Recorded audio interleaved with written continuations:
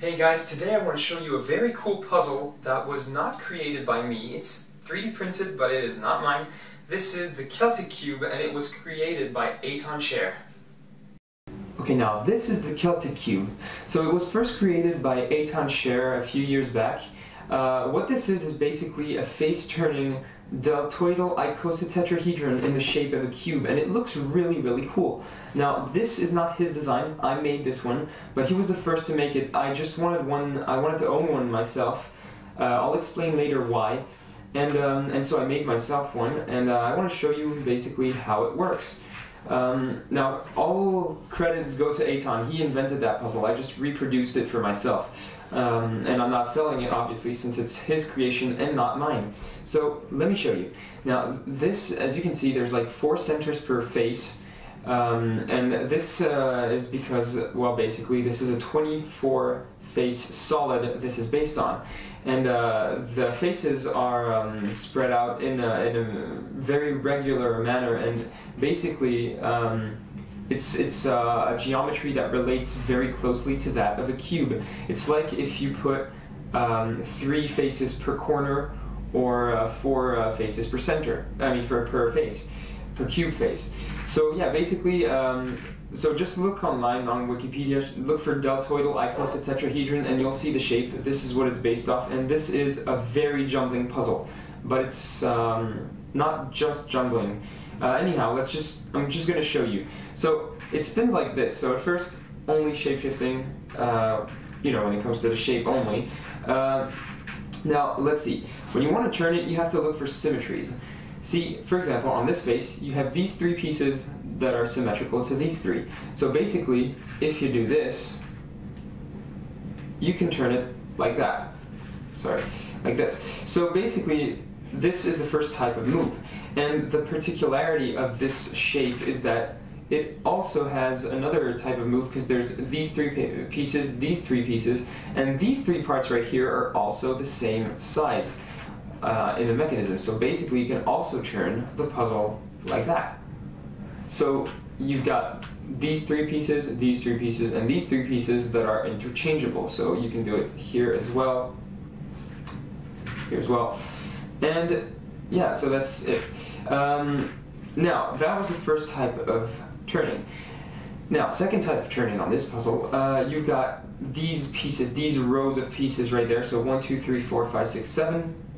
They're the same size as these ones. They're symmetrical, but they're also the same size as these ones and these ones. So basically, if you want to replace this set of pieces right there with this one, you can, and then you can, sorry, like that, and then you can turn it like this. But you can also go a little bit further, like that, and do the same turn again. And if you want, you can also go a bit further, like here, for example, and you can do the same thing once again. Let me see, right there, and you can still turn it. So it's actually a pretty crazy shapeshifter and jumbler, and there's a lot of types of turns, and I think this can be very easily scrambled because of the amount of pieces that are interchangeable. For example, if you want to switch this one with another set of pieces, you can do it with this one, this one, that one, that one, and that one. And that's just for the turns that have direct access to that set of 7 pieces. So if I want to put this thing here all the way up here, I just need to turn it like that and bring it all the way here. And then if I want, I can still do some more turns, like, I don't know, like that, carry on turning it.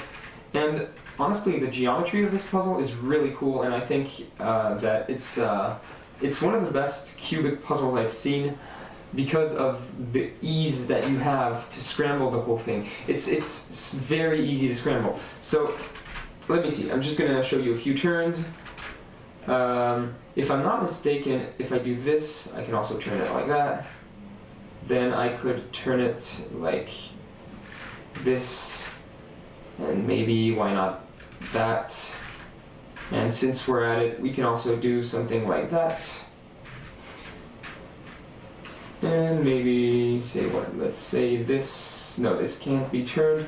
Okay, there's a bit of an issue, and well, it's not a problem, it's just something that I've noticed. You can get a lot of jumbling in the sense that right now, okay, so this can turn, but once it's scrambled, there's a lot of block to move. Like if I want to turn it like that, I can't. If I want to turn it like this, I can't either. So so yeah, I guess it's quite a challenging puzzle because of that whole jumbling property. It jumbles a lot. And yeah, I think it would be quite a challenging solve, although since you don't turn that many pieces at the same time, that's what I said is probably wrong. It's probably actually quite easy to solve when you think of it, because, well, you know, it's just like a Rubik's Cube.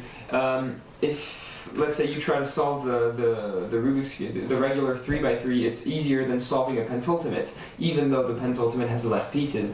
And I think that's because the smallest proportion of pieces that you move using a face, the easier a puzzle is. So for example, that's not a good example at all, but for example, the Pentax would actually be very hard to solve because you scramble almost half of the pieces, well, a bit less, but like more than 1/3 of the pieces, and it's actually quite hard. Now on this one, if you turn a face, you maybe scramble, I don't know, like 5% of all the pieces.